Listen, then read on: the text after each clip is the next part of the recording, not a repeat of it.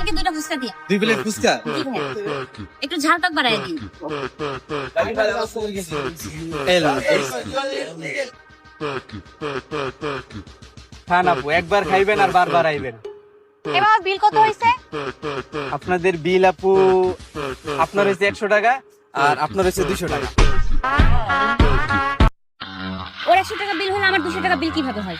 ও 1 plate fuchka খাইছে, আমিও 1 plate fuchka খাইছি। ওর 100 টাকা হইছে, আমারও 100 টাকা হবে।